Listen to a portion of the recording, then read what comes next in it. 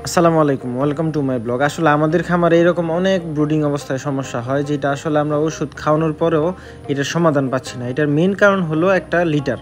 দেখেন, উপর থেকে মনে হইতেছে লিটারগুলো খুবই ভালো আছে, কিন্তু নিচে যখন লিটারটা সরানোর পরে মনে হচ্ছে যে না, নিচে আসলে গাইমে গেছে, স্যাঁতস্যাঁতে হয়ে গেছে। আসলে কোয়েল পাখির লিটার ব্যবস্থাপনা যদি ভালো না হয়, আপনার পাখির সমস্যা লাইগেই থাকবে। ঠান্ডা, পেট খারাপ, পাখা ঝুলে গেছে, পাখি মারা যায়, মর্টালিটি বাইরে গেছে, গ্রোথ ভালো আসে না। এই জন্য লিটারটা সবার আগে মেনটেন করা দরকার। আর দেখুন, এই যে উপর থেকে মনে হইতেছে মোটামুটি ভালো, নিচে ঠিকই নষ্ট হয়ে গেছে।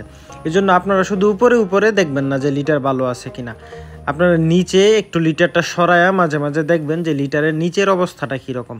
কারণ নিচে যদি স্যাঁতস্যাঁতে থাকে বা এরকম গাইমা যায়, তখন ওই ব্রুডিংটা বা পাখি যখন নাকের খুব কাছাকাছি থাকে ওই লিটারটা, তখন ফাঙ্গাসজনিত সমস্যা অনেক হয়ে থাকে।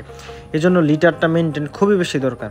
আমরা আসলে 5 দিন পরে এইরকম বাচ্চাগুলা বড় করে দিই, মানে একটু বড় স্পেস নিয়ে করি। এরকম ছোট ছোট থাকে প্রথম অবস্থায়, 4-5 দিন যাওয়ার পরে আমরা ইনশাল্লাহ একটু বড় করে দিই, যাতে পাখিগুলা একটু চলাফেরা বেশি করতে পারে। অথবা লিটারটা যখন ফালাই দিই প্রথম দিনের লিটারটা, তখন পাখিগুলো আসলে জর্জরা থাকে। আর আরেকটা ব্যাপার হলো, লিটার দেওয়ার যে পদ্ধতি, ওইটা আপনারা এক পাশ দিয়ে লিটারটা পরিষ্কার করবেন, তারপরে ওই লিটারটা দিয়ে ফেলবেন, তারপরে অন্য পাশে যাবেন। অনেকে কি করে, একবারে সব লিটার ফালাই দেয়, তারপরে দেখা যায় পাখি জড়ো হইয়া যায়, বা যখন বিপরীত পাশে আসে তখন সমস্যা হয়ে যায়। আজকে আবার ইনশাল্লাহ আমাদের কিছু মুরগির বাচ্চা বের হয়েছে, ওইটা আম্মা দিছিল মেশিনের মধ্যে।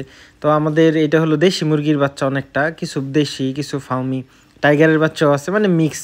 আমাদের ছাদে কিছু বাচ্চা আছে, ওইটার ইনশাল্লাহ বাচ্চা ফুটাইছে। তো ওই বাচ্চাগুলো মাসাল্লাহ আমরা ডিম দিয়েছিলাম 113টার মতো, প্রায় 94টার মতো ইনশাল্লাহ ডিম ফুটছে। তো আলহামদুলিল্লাহ খুব ভালো। আর এগুলোর মধ্যে পাখির ডিম দেওয়া আছে, আমরা অল্প কিছু নিজেদের জন্য রাখা আর কি। আর এটার মধ্যে আবার ডিম ঢুকানো হবে একটু পরেই। আর এই হ্যাচারের মধ্যে ডিম আছে, ইনশাল্লাহ আজকে না কালকে বের হয়ে যাবে আশা করা যায়, আল্লাহ ভালো জানে। আমাদের আইডিয়া যে কালকে বের হয়ে যাবে। আর আরেকটা বিষয় সবচেয়ে বেশি খেয়াল রাখবেন, এই শীতের দিনে যেন লিটার নষ্ট না হয়।